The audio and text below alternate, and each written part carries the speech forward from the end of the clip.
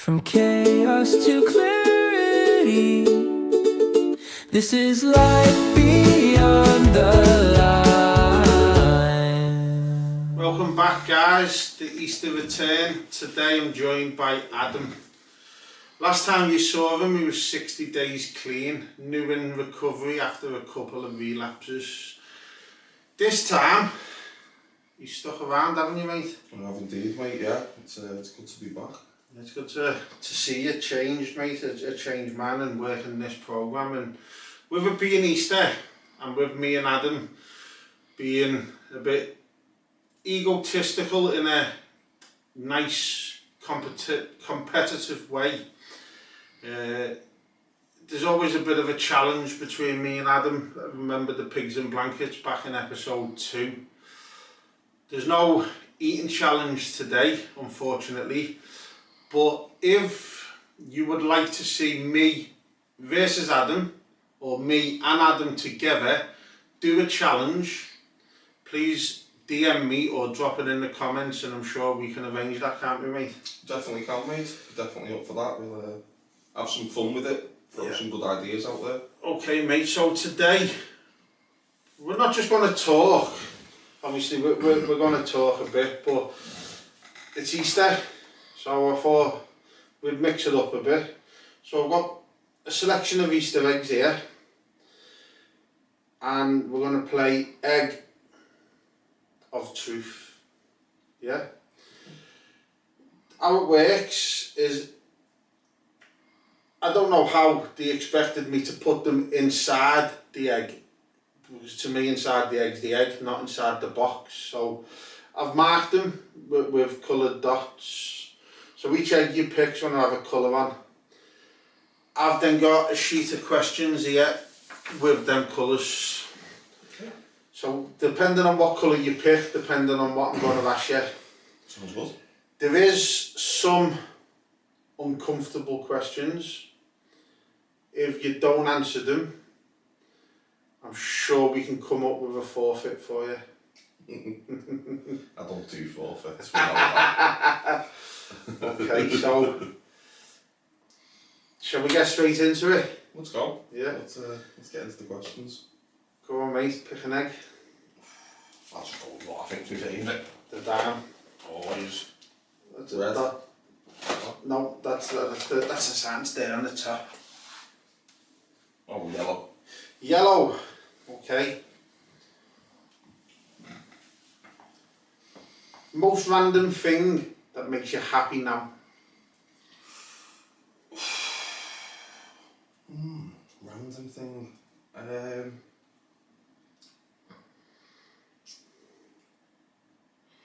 don't know if it's particularly random, but for me it's being able to just sit with myself. You know, I don't know if it's random as such, but in addiction we're constantly, or I certainly was, I felt like I was on edge 24/7, do you know what I mean? I couldn't just sit with myself in peace and watch the telly or listen to music or read a book for that matter, do you know what I mean?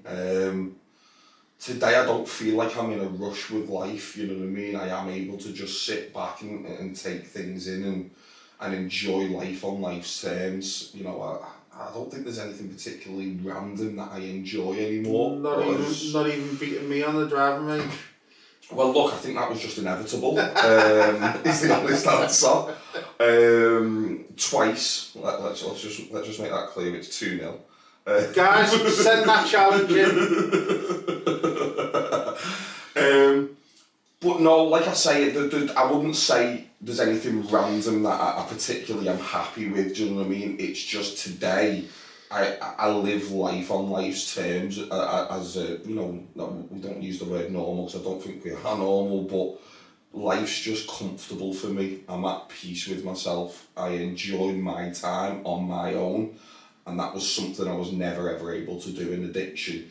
You know what I mean? Even though it took me to dark places where I'd sit and use by myself, you know, living in paranoia and fear, you know, it wasn't something that I was ever comfortable with, where today I'm able to do that. I'm able to just sit back, relax, watch a series, watch a movie by myself. And like I say, for me, the reading the books are the big ones, you know what I mean?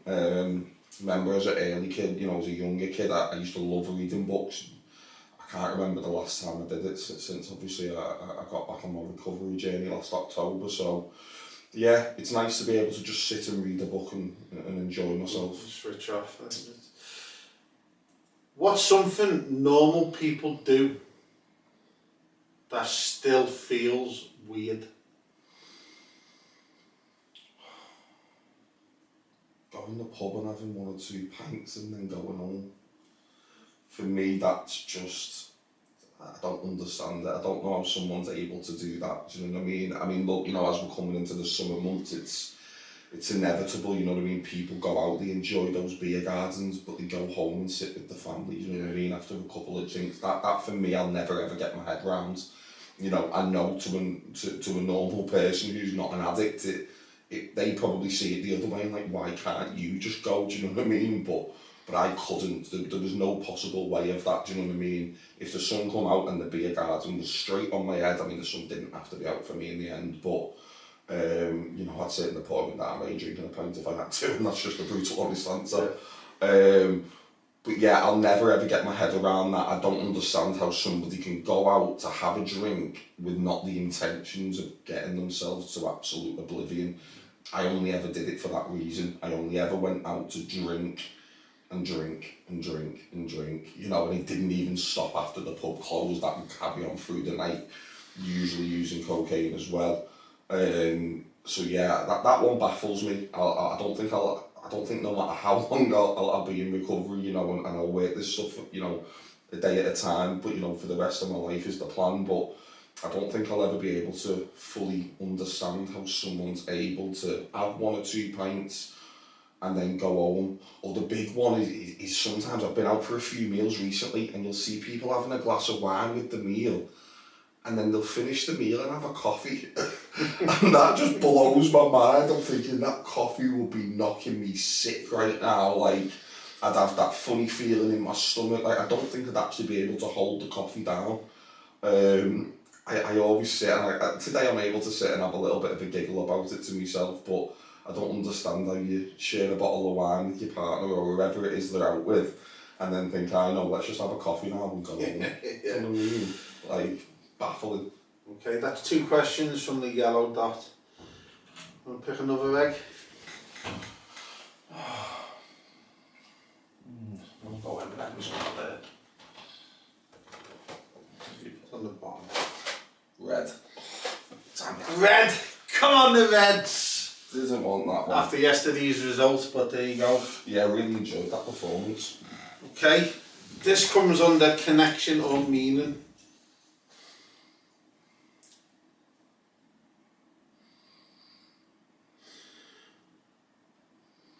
What's one moment recently that made you proud?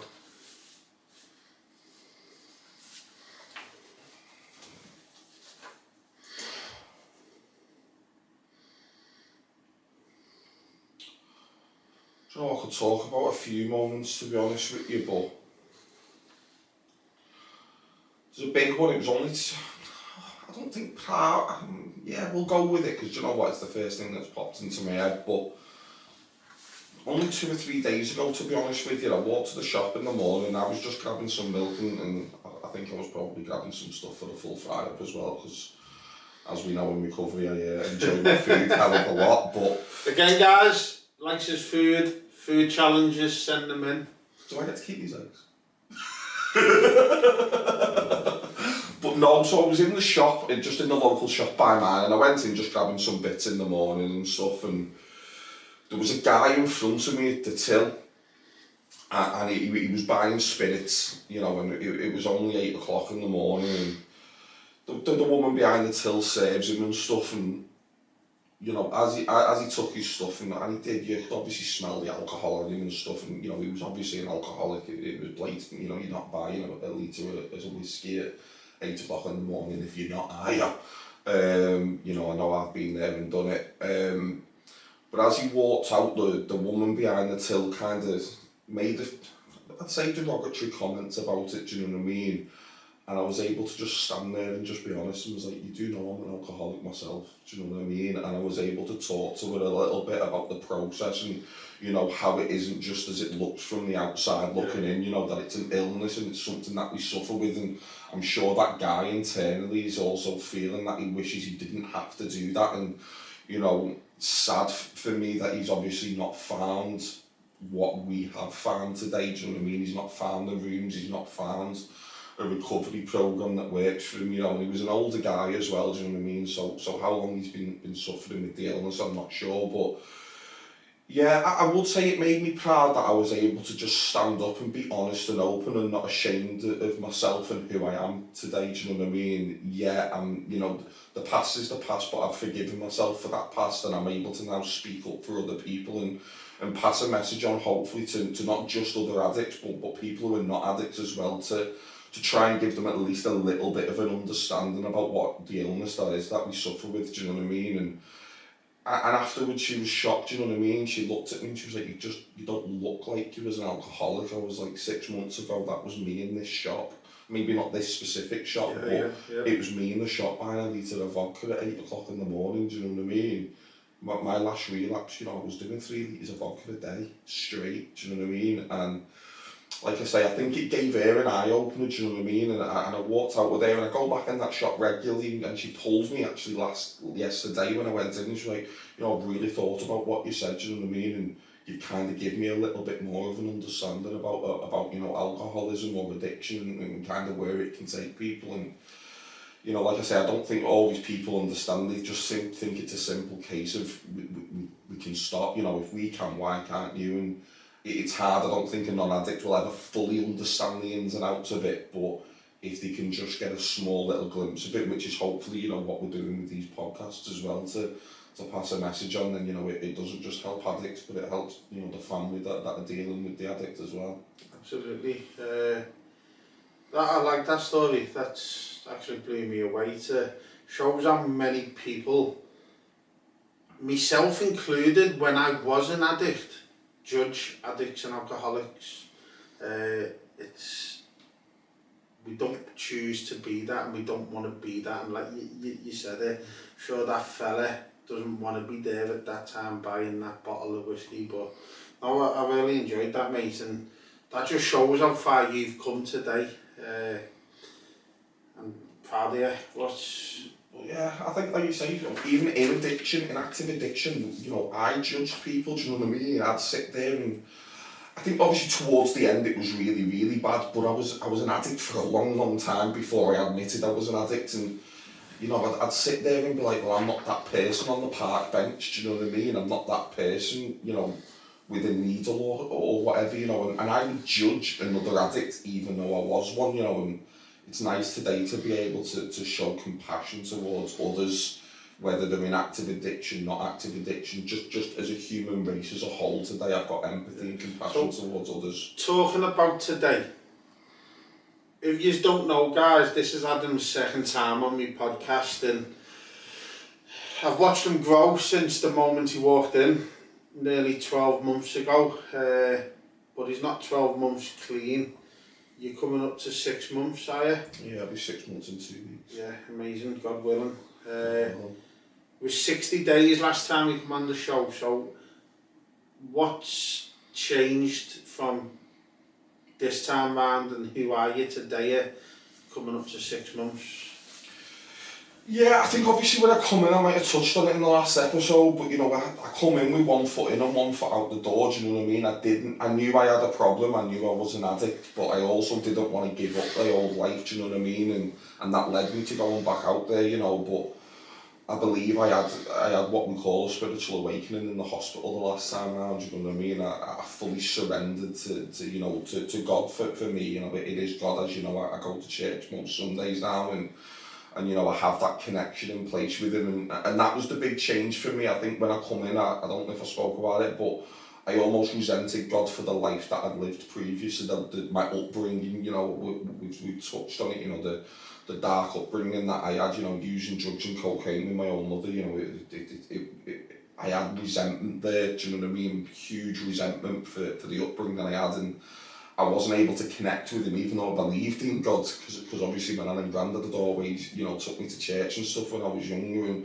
and God was always something I believed in, but I resented him at the same time, so the connection just wasn't there. And in the hospital, like, I got on my hands and knees and I prayed for an hour straight. You know, my liver was failing and I was dying. Do you know what I mean? I'm 31 years old and I'm dying of the amount of alcohol consumption I'm putting into my body.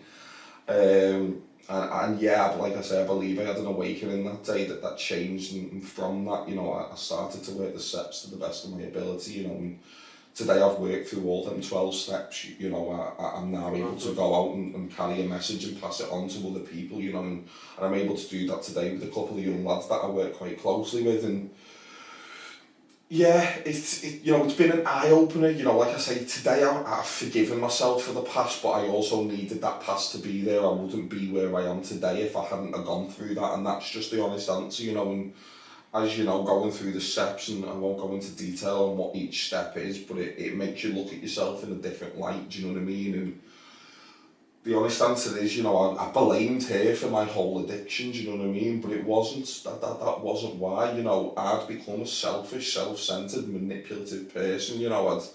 I'd hurt everybody around me, you know what I mean?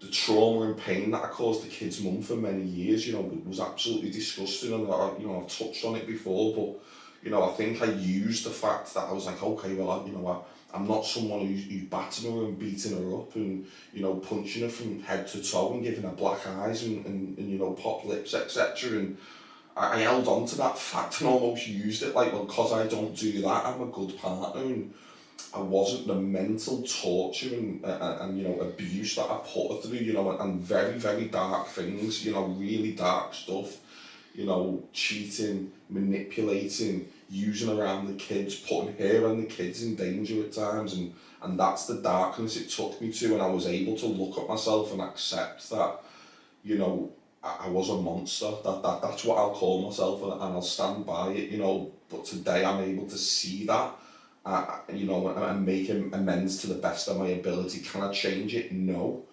But I've kind of accepted it and willing to make those amends to the best of my ability. And by doing that and looking yourself in a different light, and taking accountability for your actions, do you know what I mean?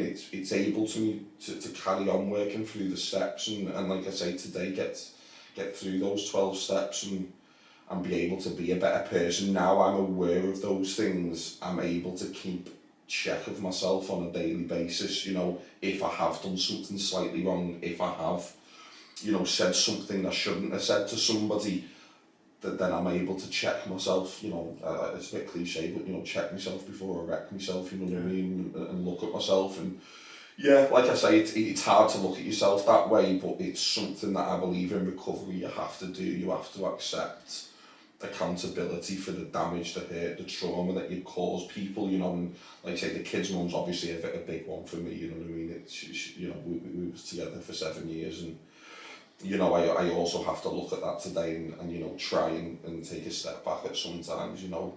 Not everyone always gets on, and I think when you've got kids sometimes you don't see eye to eye on everything, but today we can have a conversation where it doesn't end up being a full-blown argument anymore, and that was never ever possible when I was in addiction. And if you don't mind me saying, I know what you've been through with having the access taken from you with the children through your addiction, and you've just touched on your ways and the way you was to the children's mum. And it fills me with joy because you've got that access back today, haven't you? Yeah, you know, I think rightly so. The access was taken away because she'd given me chance after chance after chance that I never ever deserved for a long time. Do you know what I mean? She put up with a lot. Like I say, I don't go into personal stuff because I don't think it's particularly right to put that out there, to be honest. Because you know I'm saying the kid's mum and not mentioning by name, but there will be some people obviously who can connect the dots. So I'd never go too personal, but she dealt with a lot, do you know what I mean? And I know the trauma that I caused her has now had a lasting effect on her as a person, do you know what I mean? That's something I have to live with every day. And like I say, I can kind of not accept it. It doesn't mean I accept that it's right, because it never ever was, far from it. But I can make the amends, as I say. And in the end, she did the right thing. I was putting the kids in danger at times. Not only that, I was affecting them. My son in particular. We have a great relationship today, and he always has been close. We've always been close, even during my addiction. He loves Dad. Do you know what I mean? Dad and lad, isn't it? But when I weren't showing up, when I weren't turning up, it was affecting him. You know what I mean? He was playing up at school. He was being naughtier. He was lashing out, and children at a young age, they need consistency. And that's not something I was able to offer. So yeah, she did, and it was difficult. I went over Christmas not seeing the children, and that was something that would have just sent me absolutely over the top. If I hadn't have had this recovery program. And I think it was before Christmas I come on last time, but Christmas Day I was able to just take a step back, accept it. And I actually went into Wigan, and I helped feed elderly people and homeless people on Christmas Day. I was able to get out of myself and go and help other people, and that for me that's a miracle. Do you know what I mean? That's not something old Adam would have ever done, because I was far too selfish. And the warm feeling I got from that was incredible. So much so that I've got my kids back in my life today, and the relationship we have is better than it's ever been. The kids come to church with me sometimes. My little girl will ask me about God and Jesus, and that's amazing. I would have never seen that she would have took an interest in something like that. You know what I mean? Yesterday we're just building little, I want to say it's like a Meccano set. I don't think it was Meccano, but we was building a little, and it was fiddly. It was really fiddly, little nuts this small, and I think I even sent you a message. Without recovery, I would not have had the patience to build them yesterday. Do you know what I mean? And it's those little moments. Yeah, we go out and we enjoy a day at the cinema. We'll go to the play centre. My little lad, as sometimes comes to the driving range with us now. Do you know what I mean? And he really enjoys it, and they're amazing. But it's those small little moments where they'll just come over and give me a cuddle while we're sat at home on the couch. It's the moments for me when no one sees, where it's just you and your children, and like you say, the cuddles, the words, they're the special moments, aren't they? That it is. I can feel that they're more comfortable around me as well. They've always been happy to come and see me, but I can feel how at ease. I know that I used to lash out sometimes, not in a physical way, but my patience it's a patience thing, I know they could do the smallest little thing, and I'd like, behave yourself, pack it in, do you know what I mean, and getting worked up with them. And I know now that they know, my little lad spilled a drink all over the floor yesterday. I know that would have been murder I would have caused, and I'd have shouted and screamed at him. And yesterday he was just like, Dad, I've spilled my drink. And I was just like, it's alright mate, it happens, doesn't it? And he was just like, yeah, it happens. But I know that he weren't bothered about telling me. Yeah. Like, I could see that he was comfortable and he was okay, and he knew that I weren't going to get worked up, and I think that's the blessing for me, that my kids are that young, that they're not going to remember the old dad. Do you know what I mean? It's something that'll go. Amazing. It's should we pick another egg? I feel like I want one of the orange Smarties, but it's which one? We'll go left, because I'm left-handed, aren't I? Right again. Stitched them up here, haven't I, guys? Red again. Okay. Who's been there for you, no matter what?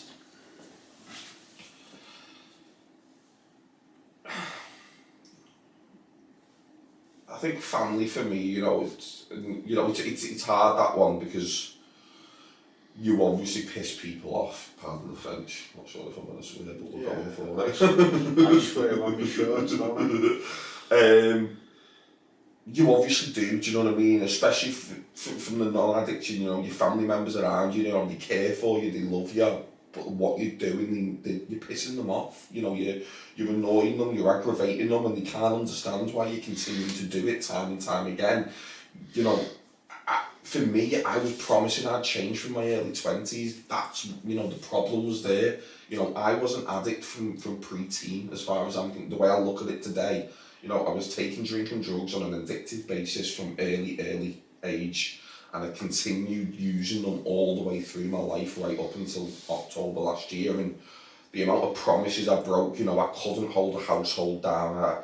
The honest answer is, I think in recovery I've learned how to be an adult, and I don't think I'd ever been an adult one before then.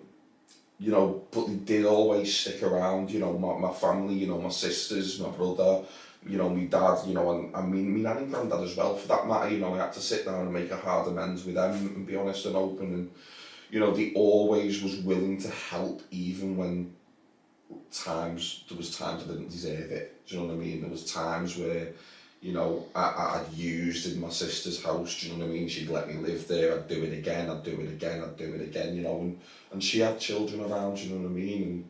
And I just didn't have a care in the world. You know, and it's not that I didn't have love for them or I even meant to do it. It's just the addiction was that powerful inside me. I couldn't stop it. You know, and they'd still stick around, you know what I mean? I'd leave myself with nowhere to stay and homeless, you know. My eldest sister would never allow it, you know. She'd always bail me out and you know, either pay for a hotel for me or figure something out, you know. And I've got my cousin as well who'd always, you know, pick up the phone and you know, she'd make sure that I was all right, you know. And they always stuck around, you know. I mean, my dad even paid for me to go up to a rehab when I come home 2 days later, as you know. And don't get me wrong, as you know, I've also stayed sober from that point. You know, I didn't come home from that rehab and use that. I've continued and stayed sober since then. I just chose that it wasn't the right path for me, and you know, my journey didn't include that kind of environment. But even then, he didn't, you know, he didn't, I think, I mean, he might have took 24 hours to calm down a little bit. It was like, for fuck's sake, Adam, Jesus, what else am I meant to do here? You know,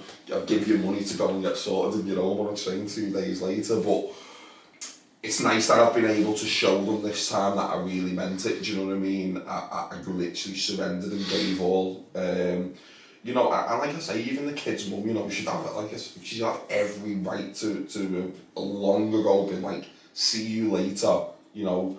And the honest answer is, go to court if you want your kids, do whatever you have to do, do you know what I mean? You're not coming near me, you're not coming near the kids. And even today, like I say, you know, it's not all sunshine and roses, but, you know, we're going to have our differences, of course we are, and I think that's normal with any co-parenting, do you know what I mean? But she has still stuck around to give me a chance to prove myself, you know, and she's allowed me access back to the kids, and, you know, I now see them 2 or 3 days a week, every week, you know, and I'm able to you know, be the dad that the kids needed me to be, but also she needs me to be as well, so she can have her time to you know, be able to enjoy herself after 7 years of honest hell. So I think everyone is you know, the love I have for people sticking around today is massive, do you know what I mean? Because sometimes, you know, I will sit there and feel like, did I deserve it? Probably not.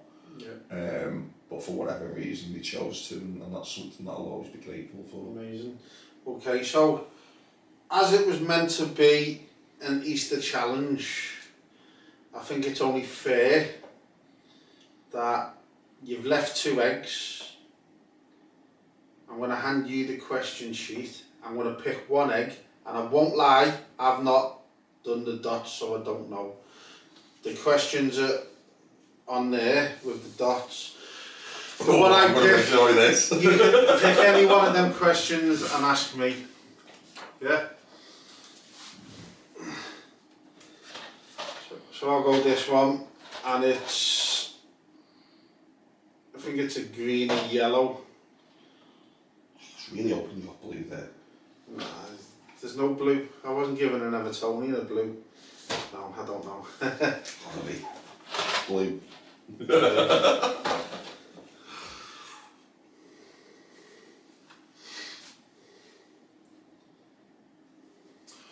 Okay. You know what, seeing as I did the first one at 60 days, I'm gonna ask this one, I'll flip it round. It says, finish this. At 60 days I thought, now I know. So you're flipping it round, so you're asking me... I'm asking you what you thought at 60 days and what you now know. I'm going to take you back a few years.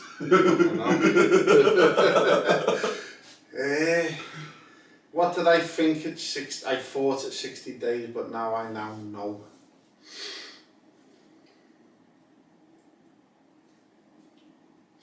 Honestly, I'm gonna try and answer that the best I can for me, and if anyone resonates with it. At 60 days, I thought I had to be 100 mile an hour on everything in life. I think 22, certainly 20 years of addiction, drink, drugs, and my life being chaos. When I got 60 days clean, I thought I had to have my life fixed there and then.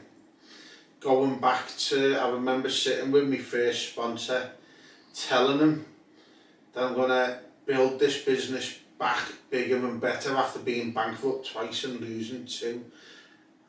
And ignoring him when he said, "Will, go slow. You've got a lot of work to do before you get to that stage." Not just work, family. I'd done everything. I think it was through guilt buying presents and spoiling the family, trying to make all my wrongs right so quick. Yeah. If that makes sense. Yeah, 100%. And I've shared this before. It was some point last year when the gifts of recovery have allowed me to finally give my wife a garden.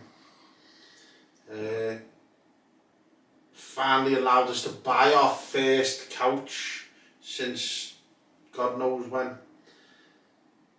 Seeing all that freedom lift off my wife's face was special, and allowing it to, and that was only happened once I finally realised I couldn't rush things. Yeah. I used to be that person that I want to get to 1 year, and I won't lie, I was jealous when I seen people get to the 1 years and I was still 30, 60, 90, and I think that was up until I got to the 6 months mark, and then something clicked and I learned to keep it in today, and I deal with today. Yesterday's gone. I've looked at yesterday. We was discussing this at the start. I've done my work on how I was yesterday, and I don't look until tomorrow. I deal with today, and as I put recovery and I work through the stuff, patience. So 60 days for me to work. What I know now is I don't need to have everything fixed. I just need to trust the process. Definitely. And look at the people in recovery. We've had some amazing guests here. We've got one coming back in 2 weeks to celebrate the 4 years. We've had 24 years, and they've just lived one day at a time, like you, to get to your 6 months. And I think for me, at 60 days, my head was still busy and I wanted to fix everything, make all my wrongs right at a short time. That's what I thought. Today I now know it is 1 day at a time, and it's patience. No, fully get it. It's funny you mentioned, obviously it took you kind of 6 months to get to that point, because I feel like that at the minute myself. I don't feel like I don't check where I'm up to anymore, do you know what I mean? I know I'm coming up to 6 months, don't get me wrong, but early on you check the days, don't you? What day am I on I today? won't What lie, day are you on next I couldn't day? tell you how many days I am. I just know my sobriety date's the 9th of the 12th, 23. This sounds mad, because everyone said to me, "You'll stop counting the days. You'll stop counting the days." I counted them days till I was 2 years. That's my honesty. And when I got them 2 years and my daughter played the video on my phone and I sat there in a broken mess, I finally felt that I'd jumped that hurdle. I was on the other side, and you know my story. I'm not going to go into my story, but 18 months of my sobriety wasn't the way I wanted to be living. So when I got to them 2 years, I presume, I can't say, but I can presume that that's someone getting to the 9 months or the 12 months. My 2 years was that special and emotional for me, that I I've now got that patience. I've now got that tolerance. And you mentioned it, I can now sit with my thoughts and sit in peace today and not have to be racing off chaos, and you know what I mean? Yeah, I think it's one of the best parts of recovery for me, just being able to sit in peace. Yeah. Like I say, that's the one I mentioned, and you know, those early days are like that. I think you can get on a pink fluffy card, I know you mentioned obviously, and you know, trying to feel that guilt feeling and feeling like you need to make everything right straight away, and I know that feeling. I definitely started to do that myself early on, and you live on a pink fluffy card, all of a sudden life's getting better, isn't it? And you think that you can do everything all at once, and it just doesn't work like that, do you know what I mean? But over time, I think we realise that, and I think early days we haven't been through the work, we haven't done the full 12 steps, do you know what I mean? I think that comes once you've gone through them full 12 steps. Absolutely, mate, and I can sit here today, Adam, and I can say this, and I can say it how I want, because we're close today, but we speak a lot, and I know you won't take offence. Back when you came in 12 months ago, and you were still drinking, you were sat here doing work with me, and you've openly admitted it, you'd go out and drink straight away, and today, it's why I love doing what I do, guys, because I see people like yourself getting well, working this stuff today. And as you know, I've been writing music. I'm not a musician, I don't claim to be a musician, but I'm at a stage in my life where I've had to do something to help me. And as all of my followers know, I have got a book and I'm stuck on my last chapter.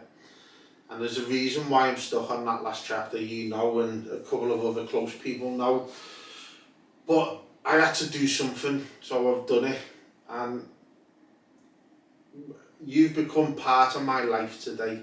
Not just my life, I know my lad comes to driving range with us, and you message and have banter about how bad he is and how you like to beat us both, and that's the banter we've got today. And your wife cooks with curries.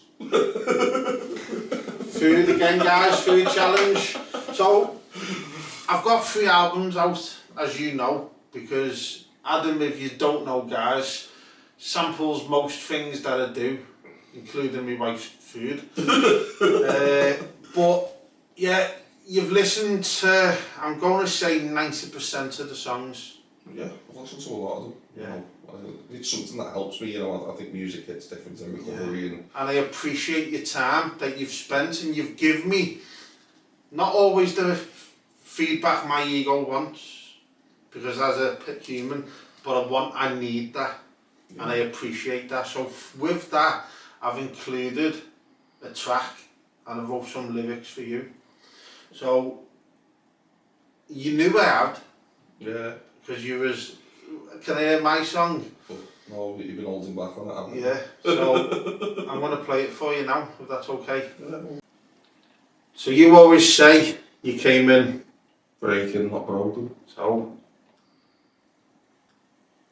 You walked in and said it straight. Breaking, not broken. I was afraid. Didn't say much, just held your ground, but I could feel something different about you. Then you asked me if I walk with you. Said show me what I need to do. So we started out step by step, but you weren't ready just yet. A couple relapses, a bit of pride. That stubborn voice you couldn't quiet. We parted ways, you chose someone new. And I just hoped it would carry you through. But the drink pulled you back again, right to where it always ends. Hospital bed, body, one thing. That's where the real fight begins. You tried rehab, gave it a go. 24 hours, then you were gone. Said it wasn't for you, not your way. But something in you was starting to change. So I reached out, didn't say much, just come with me. Don't overthink it, trust. We drove in silence to that room. Same old chairs, that same old truth. This time you weren't holding firm. This time you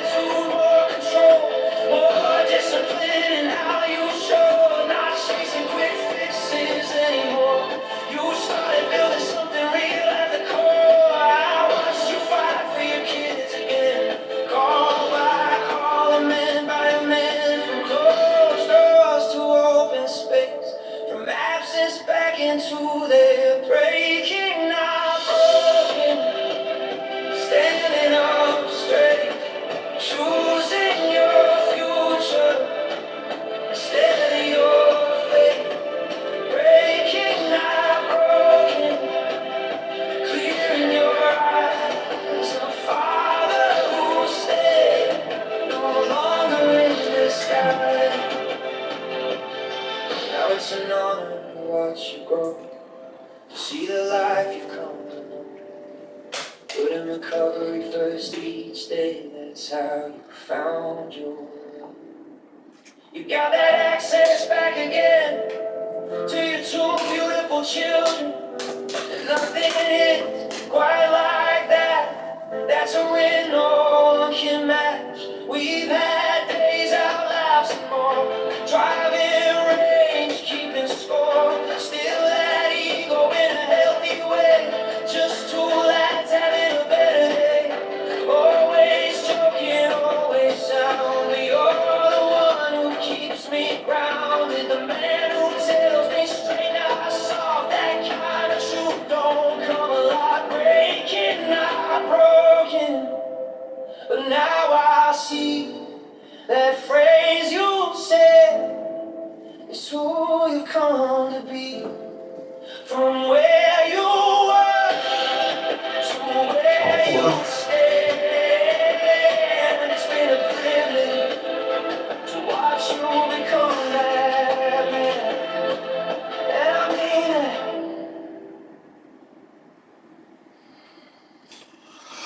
What do you think of that? Yeah, mate. I mean, you know that type of, you know my style of song. You've definitely played it up to that basis, but it's powerful, that, mate. I mean, I'm surprised you got a lot in there, like. Yeah. Actually emotional off that, mate. I appreciate that. Yeah, mate, I don't say this. It's mad, and I'll just tell you my journey, and this is no fucking soppy shit, guys. This is the reality of all addicts, certainly me. And I've done a couple of shorts of late. They're not your friends that you've just sat up all night with, and fucking you're now sat there in fucking guilt and shame. And I generally feel I found a friend, a brother today. The daily connection. You have got your bad points. You're better than Golf at me and you were Blue Nose, but touching aside, mate, I've done the albums, as you know, you know my story. I've done my first album based on my journey, more, it's not as focused, it's more my journey of not my addiction, hurting the loved ones, which I've got Collateral Love, that's out at the moment, guys. If you haven't heard it, head over to Amazon, Spotify, YouTube Music and give it a listen. They're as powerful as that, the songs, it's my story, it's deep. And the second album, I've done it for people who mean something to me. As you know, you've heard all the other songs on that album, bar that one. I've give you a place there, and I've not done it to feed your ego, I've done it because today, I know I've known you for 12 months, and in them 12 months we've got to know each other. Yeah, we have. Which is special for me, and I class you as a very, very good friend today, mate. So it's a bit of gratitude for the times that you're there for me, because it doesn't matter, we're both just one day clean, and we both need that bit of help. Now, before I get emotional and soppy, it's Easter. We can't have one egg spare. Here's what we'll do. You ask me a blue question, I'll ask you a blue question, and we'll finish on that. Who's your favourite Everton player now? Couldn't even name you one. Do you want to go first or do you want me to ask first? Go on, you ask me. Okay, let's do this before I tear up anymore, but yeah.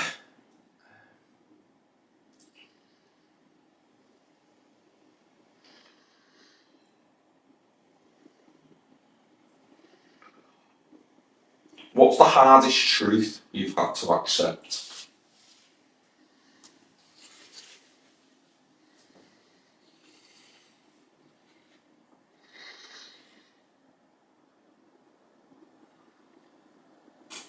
The hardest truth I've had to accept.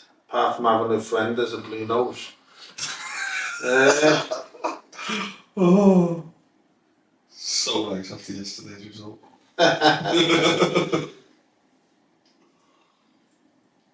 Honestly, and I'm not going to go into why, but I think you'll understand, and them that are close to me will know, having to have that faith that everything's going to work out. Yeah. You know what I mean? And I've got in my corner today. Because I don't believe, or didn't believe, sorry, in God. I don't still believe in God to a certain degree, but I certainly believe in a higher power. Yeah. And I choose it to call it God. And that God is a good ordinary direction for me. I'm here today, clean, sober, dealing with something that's really, really hard, but managing to get through it and know. So having that belief that something's going to work out for me. Yeah. That definitely makes sense, you know. We've obviously spoke about it, do you know what I mean? You touched on it, you know, at the end of the song as well, do you know what I mean? I'm glad we are as close as we are today, but also it's nice, you know, you was a big part of my early recovery, do you know what I mean? You know, there's a couple of other people as well, do you know what I mean? Yeah. Sponsor, etc., do you know what I mean? But we grew to become close friends, and I'm glad that I am able to kind of at least offer you that little bit of support while you're going through what you're going through as well, do you know what I mean? Without touching on it too much. But yeah, mate, I'm really happy that I'm able to help you, and you know, I'm glad we've become where we have. I appreciate it. Right, let's get you one. Come on then, final one. Let's see what you can get me with, and we'll see where we go with the next one.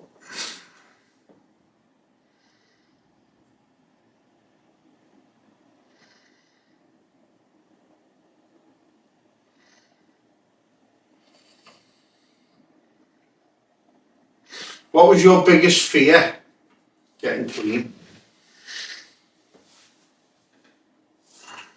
100% social aspect. Felt like I wouldn't have a social life anymore, which is mad today because I have a better social life today and more friends who are actual friends than I could have ever dreamed of. But yeah, you know, I think when you've lived a life as long as I did, you know, like I say, you know, drugs and drink was a part of my life since I was 11, 12 years old. Do you know what I mean? And that's all I knew to have or what I thought was a good time. You know, if I was going out enjoying myself, there was a drink or a drug involved, 100%. And you know, that was for 20 years of my life. I thought when I walked away from not being able to drink and use, you know, and not being able to go out to the pub anymore, that I'd you know, like we touched on it, being able to sit with yourself, I'm okay with it today, but in early stages of recovery, that fear element was there, do you know what I mean? I felt like I was going to lose everything. Yeah.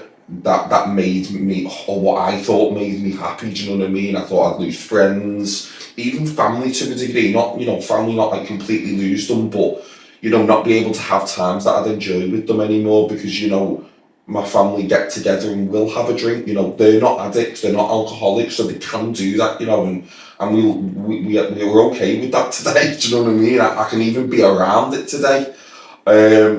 But you know, the thought of not being able to go to a pub anymore, you know, and in time eventually I guess we can, you know, it tells us in our programme, doesn't it, that eventually we can get that life back without that obsession to drink or use, you know, and, you know, for me, you know, whether I ever put myself back in that environment again is another question. Well, that's it. You actually say, not you, but I've heard people say, by the time you've gone through the programme and you work recovery daily, you become a different person that doesn't want to be in that environment. Exactly, but the fear early on for me was that I was going to lose my social life completely. You know, I didn't think I was going to have one. I thought I was going to end up sitting on my own, down, depressed, and out. You know, and early on you have to get comfortable being uncomfortable. Do you know what I mean? I know, you know, that's something that you mentioned quite a lot, and early it was hard. Yeah. I couldn't sit with myself. I wasn't at peace. I couldn't concentrate on a telly, a book, a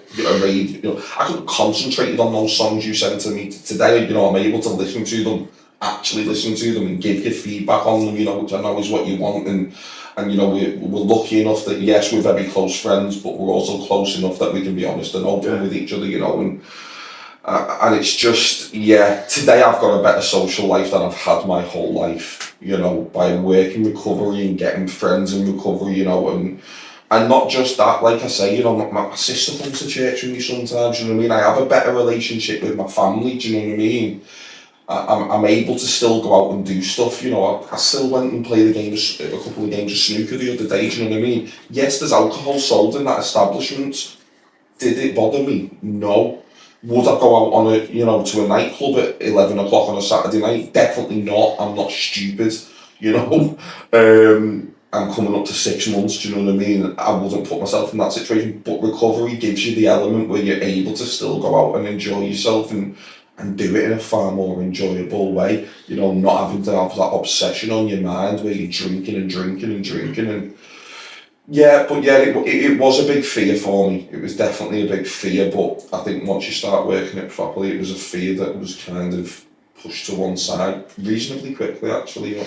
Adam, it's been absolutely amazing to have you on again. No, I'm glad to be back. That was a bit of everything, I think. Bit of emotion, bit of light humour, bit of a cry for help. With them food challenges or any challenge, send them in, guys. I'm saying it at different stages so people that if they see them shorts they'll get it. So guys, from 60 days to where Adam is today, I'm sure you'll all agree you can see the change, and it's a privilege to be able on this journey with him. That was the Easter return. Thank you, Adam. No, pleasure to be here. I think we get creative with the challenges, maybe try and incorporate gold fan food.